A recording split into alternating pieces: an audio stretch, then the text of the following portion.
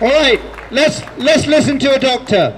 We need the insight of nurses. You've heard the director of the region from the RCN. You've heard a nurse. Let's listen to a general practitioner in Nottinghamshire who is experiencing the pressures there are on the NHS and what Brexit could potentially do to it. Thank you, Narendra. My name is Mandal. I'm a general practitioner in North Derbyshire. And like my fellow speakers, I'm here today to share with you my concerns about Brexit and what it implies for healthcare and our ability to provide you with it.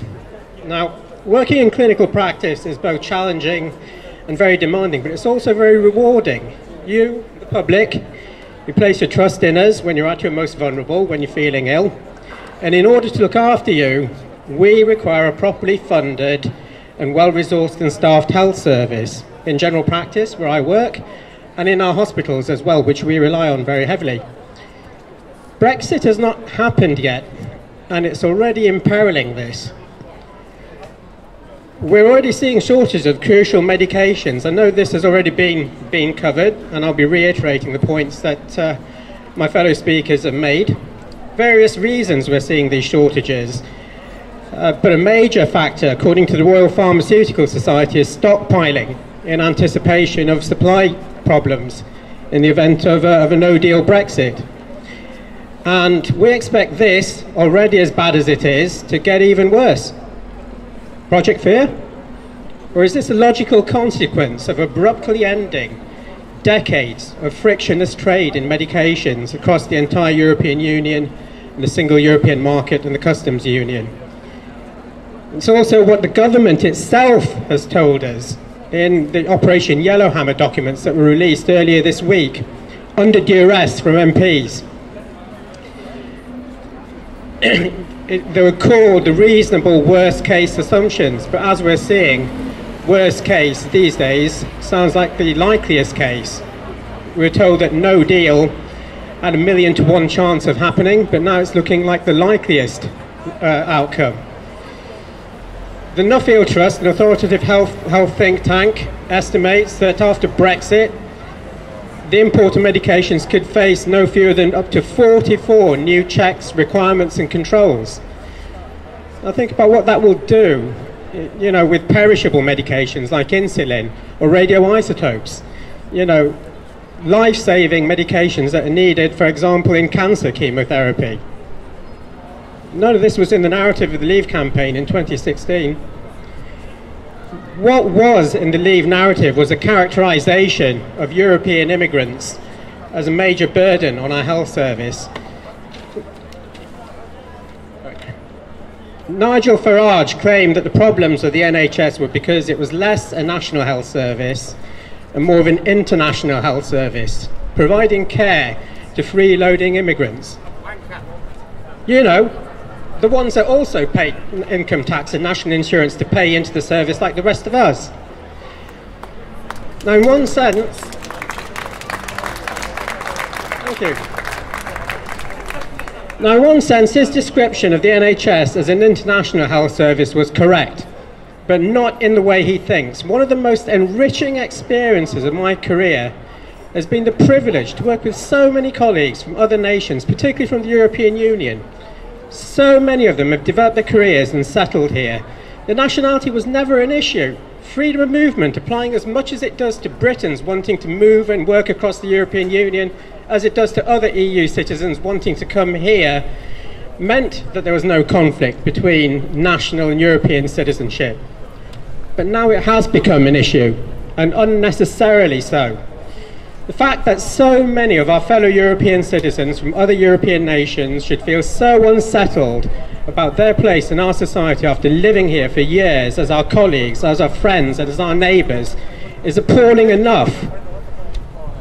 But now we know it has a direct effect on the health and social care sector. Because if people feel our country is unwelcoming, they will simply not come.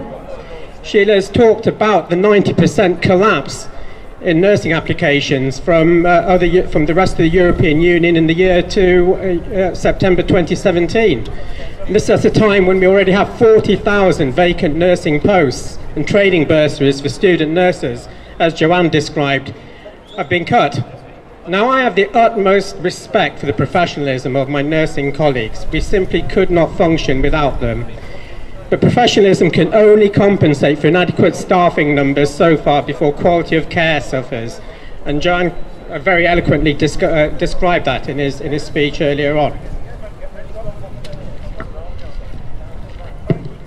Now, proper staffing and resourcing depend on proper funding of the NHS. We all know about the claim that £350 million paid into the EU budget could be redirected to funding the NHS, a claim so discredited that the UK Statistics Authority described it as, quote, a clear misuse of official statistics, unquote. And NHS staff, like the public, believe in the fundamental principle of treating people according to their need rather than their ability to pay, through a publicly funded health service paid for through taxation and free at the point of delivery. And that in turn depends on the strength of the economy. Tax revenue is a function of the strength of the economy. No serious analysis has found that this country will be even no worse off, let alone better off, after Brexit. And make no mistake, this will have an impact on funding, and that will inevitably have an effect on the care that we can provide to our patients. Balancing resources, needs and priorities will be even more difficult and precarious than it ever was before. Now, the NHS has always had to balance resources with needs. Numerous analyses have shown that it's been very effective at doing so. Another think tank, the Commonwealth Health Fund, found in 2017 that the NHS was the most cost-effective health service out of 11 advanced countries that it surveyed. You know, we all benefit from clinical research into diseases and new ways of treating them, and that is key to providing effective healthcare. Research collaboration ultimately feeds into the work that we do, the care that we provide at the front line, that benefits you, the public, our patients. And research collaboration takes place not just nationally, but right across the EU. This is an example of how the European Union has always been about so much more than simply trade. It's about cooperation in a range of different areas which have enhanced the lives of all of its citizens, all 500 million people who live within the European Union.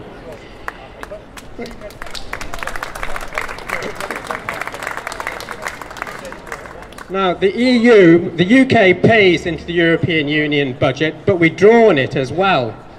And funding we draw on it pays for research. Horizon 2020 is an example of this. 80 billion euros of research funding to be released between 2014 and 2020 in, amongst other areas of research, clinical research. You know, bodies like the European Medicines Agency and our own National Institute for Clinical Excellence, NICE, rigorously assess new treatments to ensure that the public money is invested in effectiveness in treatments which are of proven effectiveness. And they also provide frontline clinicians like me with guidance on best practice. So after Brexit, what happens? Well, we will no longer be a part of Horizon 2020 or its successor programmes. The European Medicines Agency has already relocated from London to Amsterdam. Brexit means we will leave established research and regulatory organisations without any clear plan of what replaces them. Instead of leading research, there are serious concerns that we will lag behind. Would you ditch something successful without any idea of what would replace it? Will any of this actually affect the people who sold us Brexit 3 years ago and continue to do so now? No. We who work in the NHS may believe in a service which treats patients according to need rather than their ability to pay. What about the Brexiteers? 10 years ago, Daniel Hannan, Conservative MEP for the South East and leading Brexiteer, was interviewed by Sean Hannity on Fox News. And he described the NHS as a 60-year-old socialist mistake. His word, a 60-year-old socialist mistake, as he was imploring Americans to reject President Obama's attempts to reform American healthcare and improve health coverage in a country where a third of the citizenry had no health coverage at all. And Nigel Farage told his UKIP supporters in 2012, 4 years before the referendum, and I quote, "I think we're going to have to move to a more insurance-based system of healthcare. Frankly, I'd feel more comfortable that my money would return value if I was able to do that through the marketplace of an insurance company than just trustingly giving £100 billion a year to central government and expecting them to organise the healthcare service from cradle to grave for us," unquote.